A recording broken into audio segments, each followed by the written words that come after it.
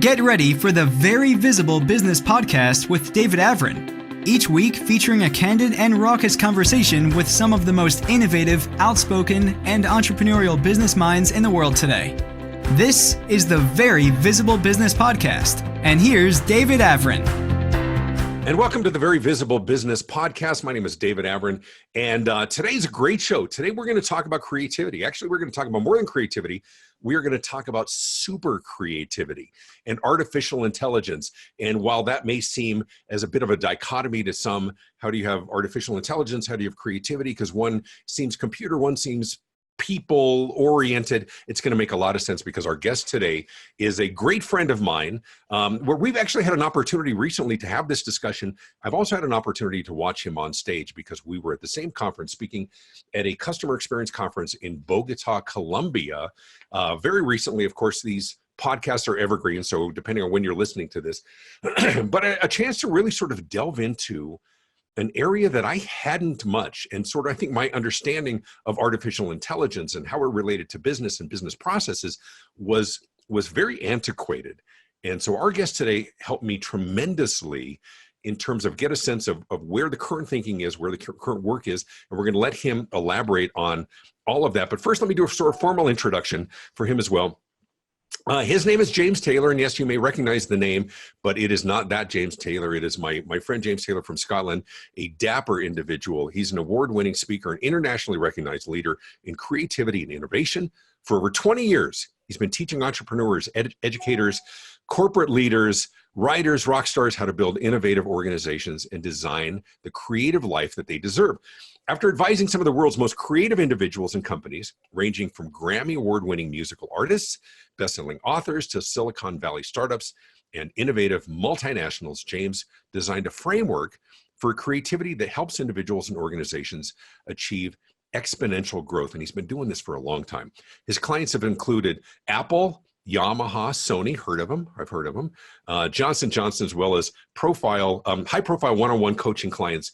He's an in-demand creativity expert. He's been featured in countless media outlets, and he was even the subject of a 30-minute BBC documentary about his life and work. And so we're going to talk about creativity, super creativity, with my friend James Taylor. James, welcome to the show.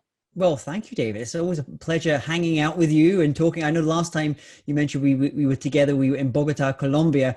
We had a very interesting experience at a restaurant, which we're going to have to, which involved chocolate. We might get into that at some point. Well, I think we should. I think absolutely. I think people find that fascinating. What was interesting there was not only was it like a 3-hour dinner, but it wasn't driven necessarily by the conversation, but by the remarkable experience. And we had actually made a point of going to this particular restaurant because of the renowned experience. So we'll talk about that if we have some time towards the end.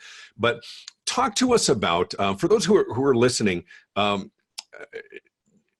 James, help them understand sort of your mindset, your message, and how that has evolved, because I think there's incredible relevance, not only to businesses today, but how things are changing rapidly and how we're going to do business in the future.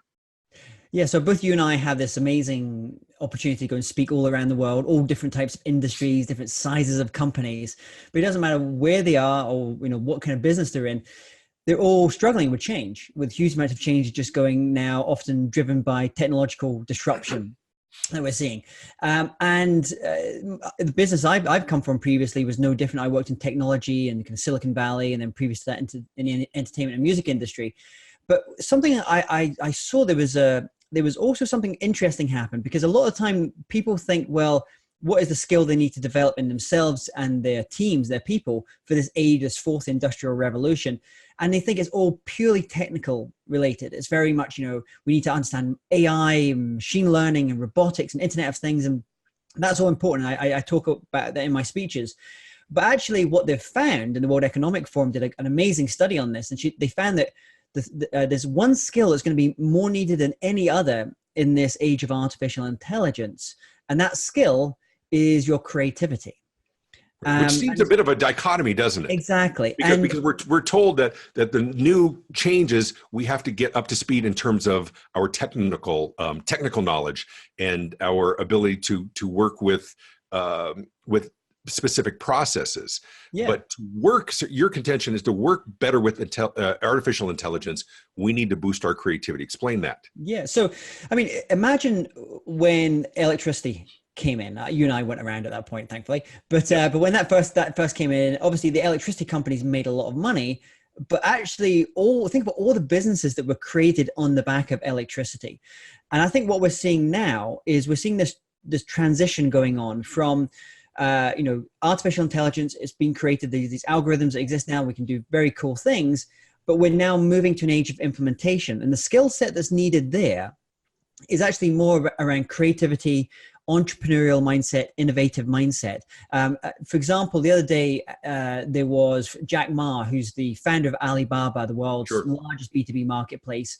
His company is one of the real pioneers in artificial intelligence, what's going on just now. He was asked a question, what skills should we be investing in our young people and also in our organizations, our teams? And he said, listen, don't bother competing with machines on tasks that can do better, faster, and cheaper. You have to focus on that one advantage that you have as a human, your ability to create, to innovate, to ask questions. So in the same way, a little bit, we saw maybe 15, or let's say 2000, when you saw, websites, everyone was going online. And I remember at that point, everyone was saying, everyone needs to learn how to code, and to code in terms of doing website design. Everyone needs to be a website designer. Great. And we needed website designers. Absolutely. Just like we need people in terms of working on the AI, on the technical side of AI. But actually, think about all the entrepreneurs, all the business people, all the customer service people, all the other things that came on the back of that. And so my contention is the skill that we really need to be focusing on is the creativity piece, the innovation piece, because the technology is coming. It's really what we do and how we apply that that's more important. Right, but I think that's the important point, I think, for our listeners as well. It's not about that we have to be good at the artificial intelligence and technology. Is what does this afford us? What does this facilitate us? You talked about electricity, creating a whole new category of industries, or multiple categories of industries that were now allowed and facilitated because we had the ability to have power and light during the evening hours and all of that as well. In watching your presentation in Bogota and thinking about that as well in terms of artificial intelligence, it's going to open up a whole new, multiple new categories and revenue streams and everything else. It's how do we apply it? That to me seems where the real opportunity is. Yeah, I would say, it doesn't matter what your industry is. I would be constantly thinking, how can I apply AI to this? And there are some industries that are obviously much further ahead on this than others. In the financial services, I speak to a lot of financial services. They're very advanced. Tomorrow I'm flying out to Berlin to speak in Berlin for one of the big global legal firms.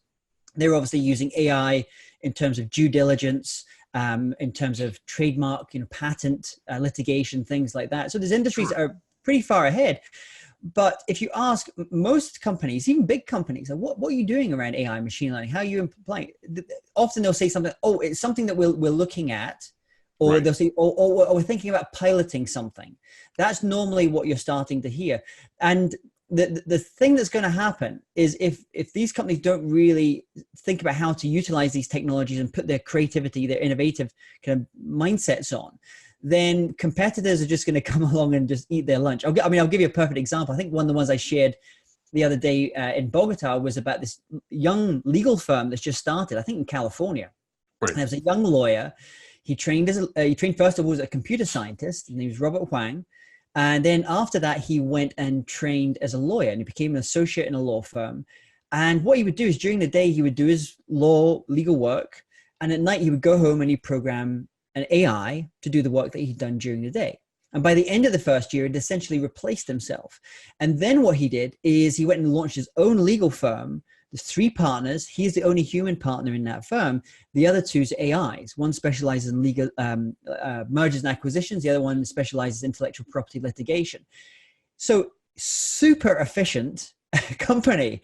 And, in terms of, I think we're going to get to a stage where we're going to say, if you do not have an AI at some point in the process, you're going to be devaluing that company because there's going to be more risk in it for you. So certainly when it comes to things like the law, for example. But so let me do me a favor here. Let us take a couple of steps back, because I think for some people, because you live in this realm every day, and because I've had a chance to see you, and I've heard other speakers as well, I think I have a basic knowledge of what we're talking about when we're talking about artificial intelligence, AI.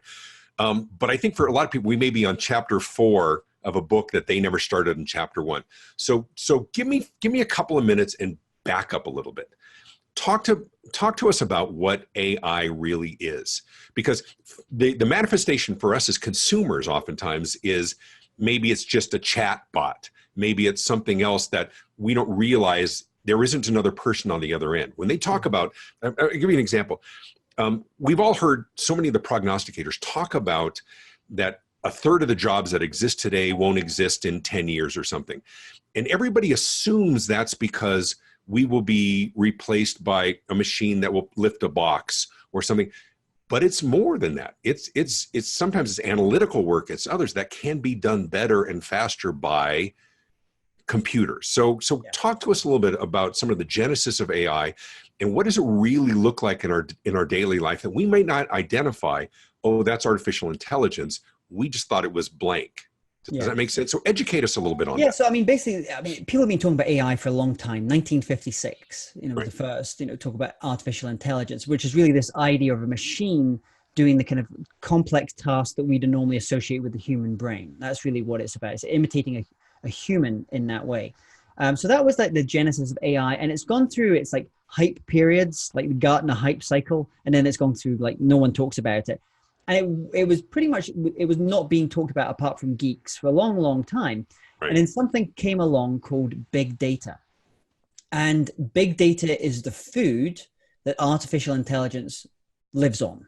It needs the food. And we have now data everywhere. Data's flowing all the time. So suddenly you had this interesting time of processing power coming together, and also all this data that was there as well that it could feed on. It could do some really cool things. So a very basic example is, I have, an iPhone, and I could go into my photos, and if you go and just scroll down, and you just type in the word on your photos, cat, it's going to show me all the pictures of my cat on the phone. That's because it's uploading your photos on your phone to the cloud. There's an AI that's looking at all of these, and it's identifying which one's a cat, which ones look like a cat. So that's a very simple example. You have AI already on your phones just now. Absolutely. We obviously think about, things like Alexa, and there's, you could argue whether that's AI or not, but essentially it's about doing human-like things, but machines doing human-like things. And then within that, you get more complexities, things like machine learning, for example, deep learning, reinforcement learning. But there's no point in kind of going too deep on that. But it's helpful. It's helpful in terms of understanding. Even when people talk about big data, sometimes people are like, they gloss over, nobody wants, or they don't understand what that means. And I think the connection, which helped me understand when I saw your presentation as well, is that the more information that you have, the greater predictability in terms of that outcome. So as we're entering more and more data, it's easier for Alexa to get smarter and smarter as she turns on here in my office.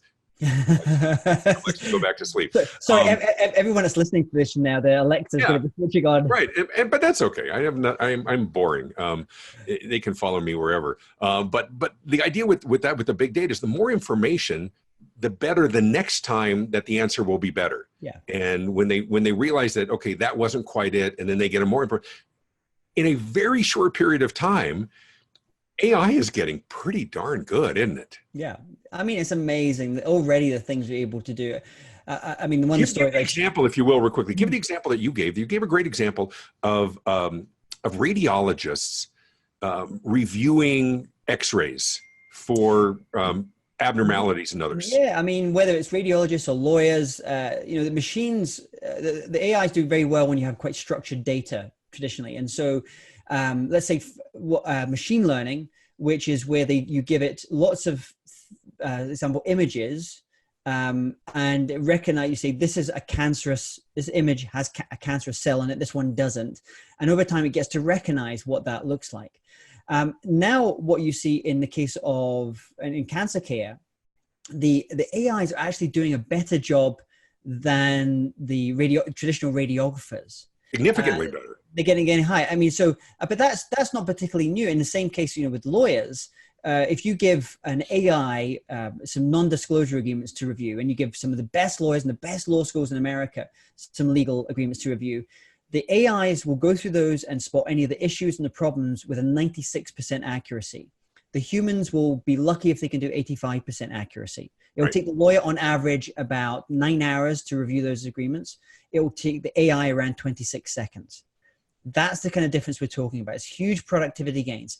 And as you said, a lot of people just think, well, it's going to just be about replacing jobs. And there will be a lot of jobs that will disappear. Absolutely, no doubt. But this affords us a lot as well, doesn't it? Exactly. And then this is the bit I see the huge opportunity.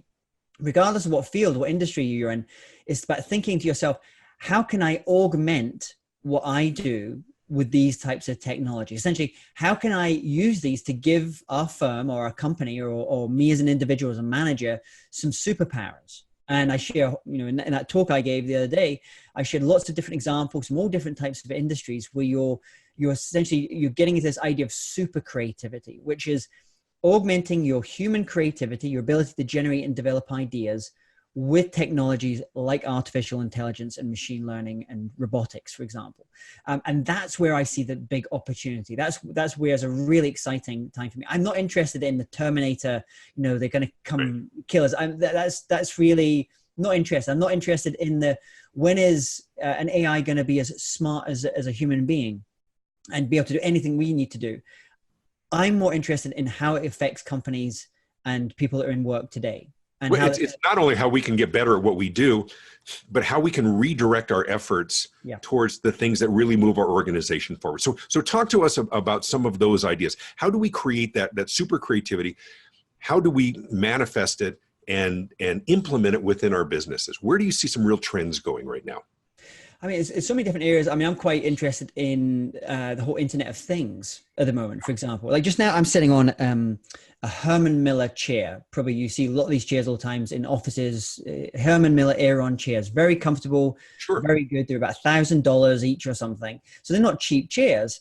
And I was talking to someone yesterday who worked on the creativity side with Herman Miller, and they're a design agency.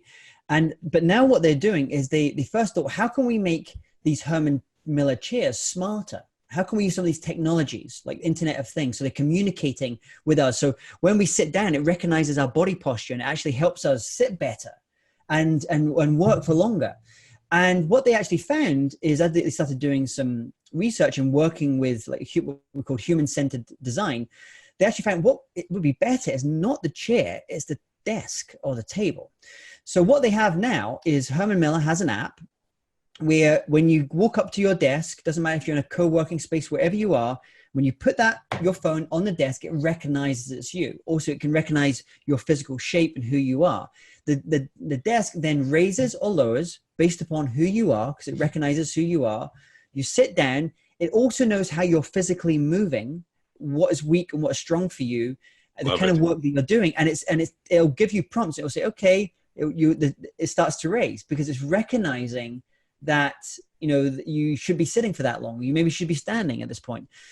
So imagine that, multiplied by, let's say a company, you're going to buy 1,000 chairs, 1,000 desks in your office.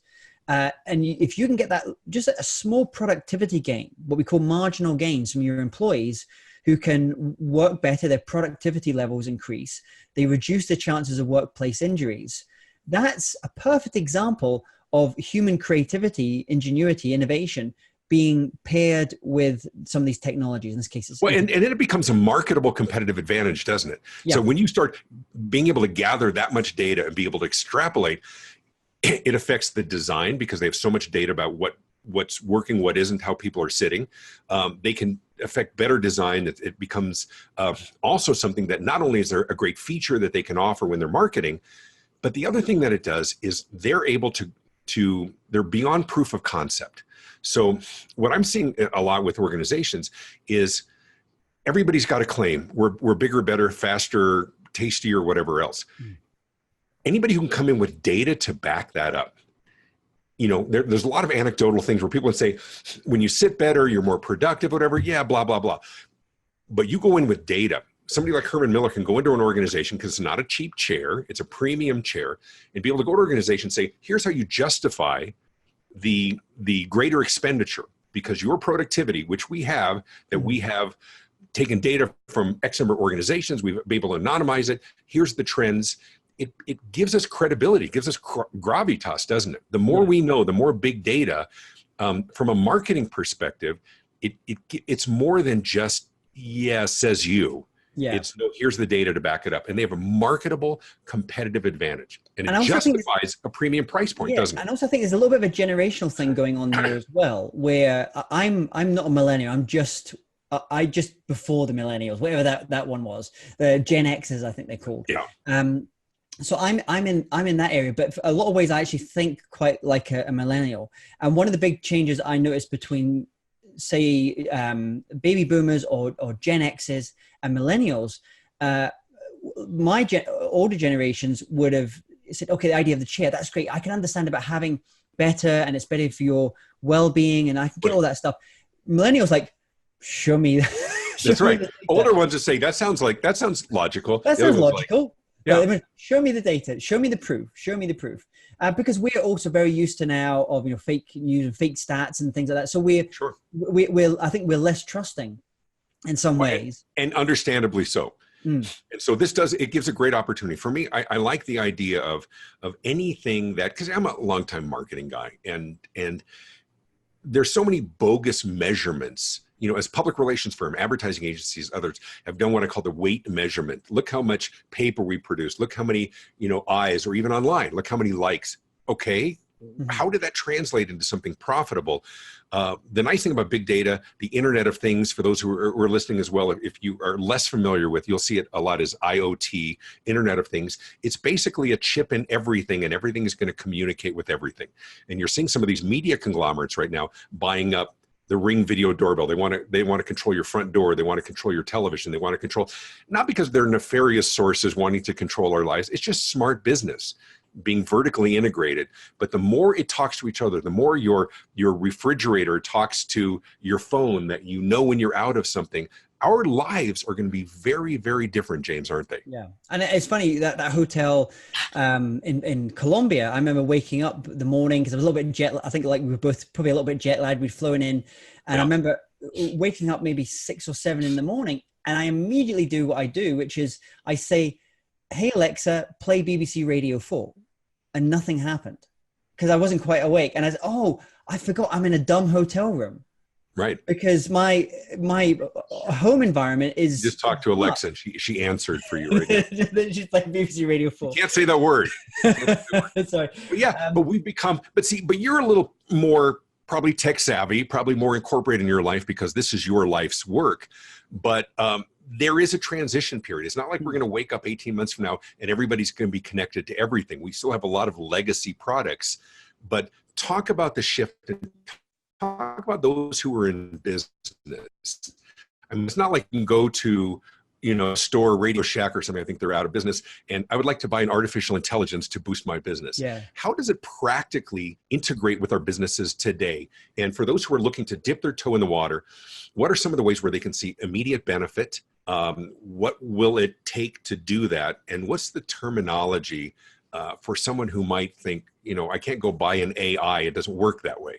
Yeah. So there's different ways you can do it. For example, a lot of the big companies like IBM, Microsoft, Amazon, they all have their own AI platforms where you can essentially just go and use them. They almost like built them as modules. And I think I mentioned one of my talks, IBM's Personality Insights, which gives you an insight into the personality of your potential customer.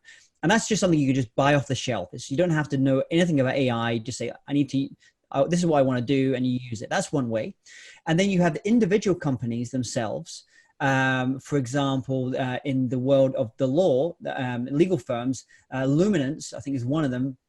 And what they will do is they'll go through all of your legal agreements that you have, and they'll spot all the problems, all the issues that are going to come with it. They'll even, and some of these systems will even tell you what chances you have of winning a particular case as well. So these are just like but these are once again all off the shelf. You don't have to be an engineer to do this. I'll give you another example. In the world of sales and marketing, I think we've both had experience of, where leads vary so much. Leads that come into, you might have someone that contacts you, comes to your website, they're interested. You might met someone at a conference, for example. They just, and if you're a good salesperson, the question you're always thinking is, what is the quality of this lead? Right. I.e., I don't want to get on a call with someone if they're not ever going to buy this. Right. thing. Not the best use of your time. It's not best use of my time. So you have a thing now called conversational artificial intelligence, or conversational AI. There's companies called like Conversica, for example, is one that's based in Foster City in California. And they're being used to sell everything from $20 cell phone plans to, $400 million super yachts. And what that does, let's say you get an inquiry, comes into your website. Let's say you're a kitchen manufacturer. You get that inquiry that comes into your website. Hey, we're interested in getting a bidding for a kitchen. Immediately what would happen is an AI sales assistant would start having conversations with this person, usually via email, but it can be done with a chatbot. And what they're looking to do is they're trying to see, based upon the intent of the prospect, how likely they are to actually want to buy. If they're at the right stage in the process, or maybe they're just fishing around needing information. And what they will do is automatically direct those sales calls to the human people to do the sales calls when they're a much hotter sale. And if it's not like that, this person really just needs more information at this point, then there's a different route they would go to. This means that human salesperson essentially augmenting themselves by having an AI sales assistant. And that type of technology. It's like doing the sales triage. Yes. With artificial intelligence. But let's have a conversation about this, because I so struggle with this on the positive side, because here's what was interesting. When we were just in Bogota, Colombia, speaking for this customer experience conference, I speak, as you do, around the world. In my mind, customer experience is, how are we experiencing? How are we better engaging with people? Over there, as they're talking business process organizations, BPOs, for them, they define customer experience as, how are we most efficiently? I mean, the vendors there were people selling headsets and cubicles, and it's about artificial intelligence. And for me, I mean, there's such a dichotomy between a good experience and doing it with artificial intelligence. Now, you and I differ a little bit, but I'll be honest, you know more about this than I do, but I'm coming at it from sort of the consumer advocate perspective. When I speak with my book, Why Customers Leave, it's sort of a warning shot to organizations. Be careful with the automation. Be careful with processes that put everybody into a bucket, because you're losing the opportunity for customization and individuality and flexibility. But you and I have both seen, and you know more, demonstrations of AI conversations, verbal conversations that Google has done that freaking blow me away in terms of somebody calling to make an appointment to get their hair cut. And they don't realize they're not talking to a real person. And no matter what this person says, how about Wednesday at 7? Wednesday doesn't work. Oh God, how about like next Thursday? Okay, next Thursday's good. What time can you? And they have no idea that they're talking. And this is going to get better and better, isn't it? Yeah, and in fact, I think a speaker that we both know, Steve Shapiro, I think I saw him talk about something the other day where he'd actually been called up like with a robo-dialer. He's based in Florida. And he said, I got off the phone with, and I actually did wonder, was that a human or was that a machine I was talking to? I couldn't actually. And that's the ideal, isn't it? Yeah. And so you're having that. Now, I think it all depends. I think it depends on the product, the context in which you're doing it. I know in the way that I do anyway, and what we both do together, a key thing that a client wants, if you have an inbound inquiry coming in, is speed. They want to, right. We're always looking at ways like, how can we respond back to that person as quickly as possible? Now, in some cases, it is appropriate just to do that very quick message going back. But actually, the thing I'm more interested in is being able to quickly, as you say, triage, take the temperature. And I want to be able to switch modalities. And if it is someone... But effectively do it, right? Yeah, I want to jump on that call. I want to pick up that phone as quickly as possible. I do it all the time, from airports, backstage, wherever, because I want to have that human conversation. Well, and you and I know that we're much more likely to convert if we do it. There's such a fear that I have of being triaged by artificial intelligence. And of course, I might be being overly dismissive of this, but I don't think I respond well to it. But some of the demonstrations that I've seen have been remarkable. And it's not that automated voice, robocalls, all that stuff that we all bristle at. It is getting better, isn't it? Yeah. And I picked a perfect example. Just before I came on this call, we had an inquiry that came in, and as someone's been speaking for a little while, I can immediately sense, I don't think this person has the budget. You can use these little telltale signs and things like that. You get a little sense. But actually, an AI is probably even better at judging that, because what an AI would do is it would see the email coming in. It would immediately go and look at the LinkedIn profile of that person. It would know the seniority of that person. It would know whether that person is most likely to convert because they have a budget ability or something like that. And they're in an industry that was likely to do this, and all these various variables. And some of these are what we call weak signals, not strong signals. As humans, we're very good at picking up strong signals. Right. Someone's going to convert. But an AI is much better at picking up all those little weak signals. For example, a weak signal would be something like when that person is writing that email to you inquiring, how is the grammar being, right?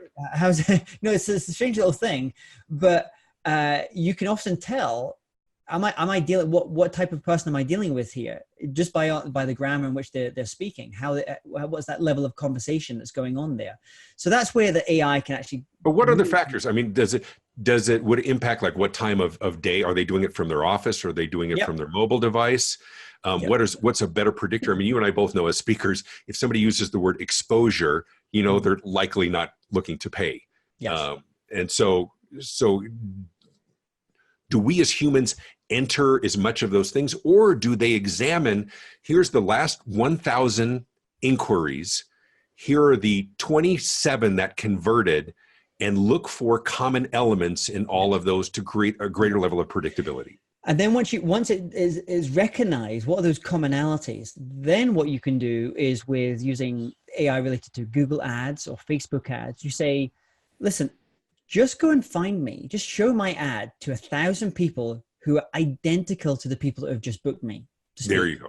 And you're doing that right now, aren't you? And we're doing this just now. And that's a technology anyone could use just now with your Google ads. It's getting to the point now. I remember starting and doing Google ads 10 years ago or something. And you'd have to sit there, and every day you'd be on and you'd be tweaking things. And it was a total pain. Now, really all I do is we just tell it. I don't know, my assistant does it. He just says, this is the type of person we want. Here's our previous list of previous clients. Here's the names and here's the email addresses. This is how much we're willing to pay to acquire that conversation or that client. Go.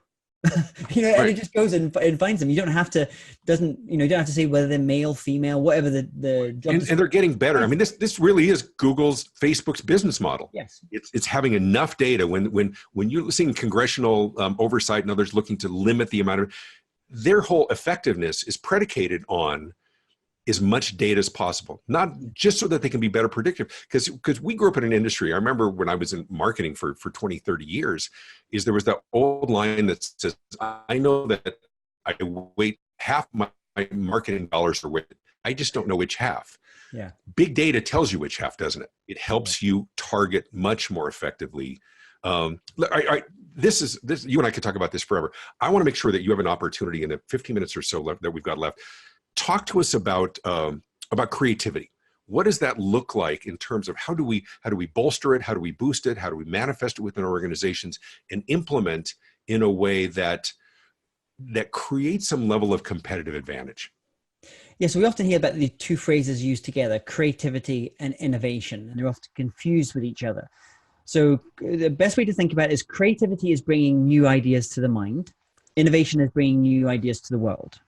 Creativity and innovation, they're just different sides of the same coin. Without creativity, there is no innovation, no new products and services. So creativity is essentially the engine of innovation.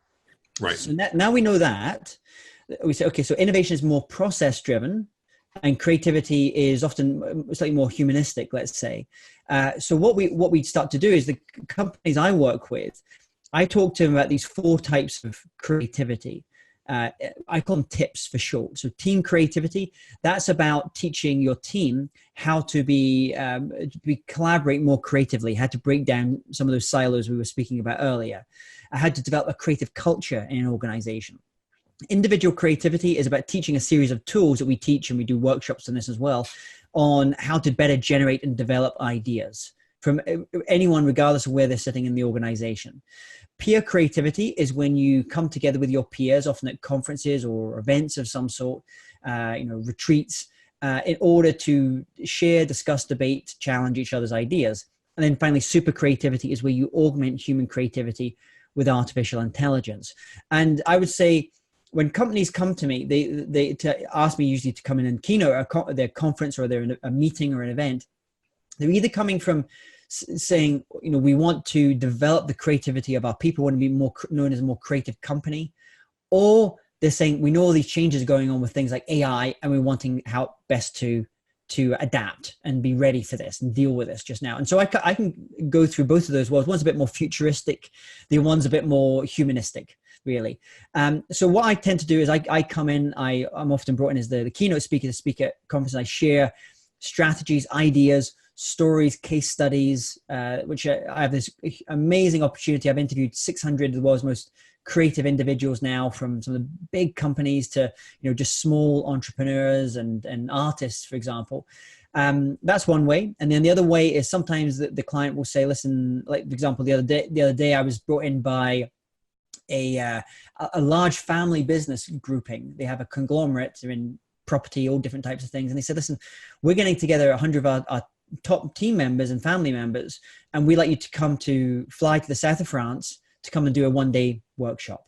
Fantastic. I love that. What an amazing job we get to do. Yep. So those are the two things I tend to do, is around either the workshop style or the keynote style. And it's all really about unlocking the creative potential. And I'll give you one very, very tactical thing that happened the other day. I was working with a bank in Latin America, and we did an exercise. I showed them how to better generate ideas. And from this one table, they came up with something in about 20 minutes after I taught them the tool and showed them how to do it. And then I said, okay, now let's focus on the challenge that you have. In their case, they had a challenge how to do approvals of loans that are between $1 million and $5 million, because they had to go through a certain type of process. Sure. By the end of that 20 minutes, they had come up with some very innovative solutions, but very low tech ways of doing it, which will probably save them about $400,000 this year annually. Right. Very simple. 20 minutes. But it's taking time to have some of those meaningful conversations, taking a step back and working on the business instead of in the business. Because here's the thing that you and I both know, because we're traveling around the world, we're working with organizations, these conversations are happening, and they're happening with organizations in rooms around the world. And I'll talk to audiences and say, listen, while we're sitting in this room, sharing and learning, growing our business, there are people meeting in other rooms who are trying to put you out of business. And it's not that they're antagonistic. They're just trying to feed their families. Yeah. And so that disruption that we're seeing emerge more and more so, probably facilitated in large part by artificial intelligence and others, which is accelerating the speed of some of these creative ideas, right? The reality is they're going to happen anyway. And so the organizations that we work with, our contention is you need to be having these conversations, or you're going to be responding to somebody else's innovation. So the creative work that you do and the epiphanies that happen in the south of France with their client, they're already happening with other organizations. The question is, are we going to be driving it? For those who are listening right now, the question is, are you going to be driving the innovation, or are you going to be responding to it? Right? Because when it happens to you, we call it disruption. Right? But if we do it, we call it innovation. It's the same thing. It's just who's driving it. So give us an idea in the couple minutes we have left. What are some of the things that might stifle innovation, creativity within an organization? So the first one I would say, and it goes to a leadership issue, is often the further up you go in an organization, let's say you start as a manager and then you go up and you're now a C-suite person, you are expected to have all the answers. And that's a bit of a challenge, because one of the things about creativity is about getting better at asking questions, what we call sometimes catalytic questions or more curious questions, deeper, really thoughtful questions, which will have you reassess the issue. So one of the things that I do actually with very senior executives is I get them to reawaken that questioning part of their brain, which has maybe become a little bit sluggish, a little bit out of shape, because they've expected to have all the answers. So they're always focused on answering, coming up with, fixing that problem with the answers. But they've got a little bit less good at asking bigger questions and changing some of the questions. I mean, there's Ed Catmull, it was a wonderful quote he said the other day, he's the founder of Pixar. He said, more companies, instead of having mission statements, they should have mission questions. Mission statements great food for thought. Mission statements are great, because they're about saying we will be the number one provider in XYZ in this territory. Fine, that's great. Mission questions, if you frame things as a question, how can we be number one provider? How can we delight our customers? When you change things into a question, it's suddenly a much more open way of bringing everyone within the organization into finding the answers for that question. Right. But it also, it creates the mindset that your job is to discover how to do this, not necessarily because leaders do get busy, but they get busy with the implementation. They get busy with what Stephen Covey talked about, the whirlwind or the tornado of today. We can look at our calendars and they're filled with tasks, but taking that time away, and it's something that you and I both profess in terms of the work that we do in consulting and speaking, is take that time away to focus. Put your phone on vibrate, and let's do the hard work. Your work, I will tell you, we're talking here, I should have slated this a couple extra times, to James Taylor about creativity, about super creativity. And I think what you bring to the market, which is fascinating for me, is a lot of people talk about creativity, a lot of people talk about innovation, and there's some phenomenal people in that space. But recognizing how we can leverage artificial intelligence, those computer learning, the big data to give us the foundation to do more creative work, to take those mundane tasks off our calendar so we can redirect our people towards those creative things. And we can substitute the word, give me some words that substitute for creativity. Ingenuity is often ones that we use. Right. We hear things like that. Creativity is one of those words. It's like service. It's a big word. Right. And it's, what do you mean by that? So creativity that's one of the downsides about creativity. It's a little bit, that's why I use the idea of super creativity, because it's that blend of the machine and the human part. Right, but it can be brainstorming. It can be, and we meld that with crowdsourcing. Some of the best work is when we facilitate some of those challenging conversations. Hey, listen, we could talk forever, and the nice thing is we are friends, and we will talk at a later time, and maybe we'll have you back on the show as well. If people want to learn more about you and get in touch with James Taylor, how do they do that?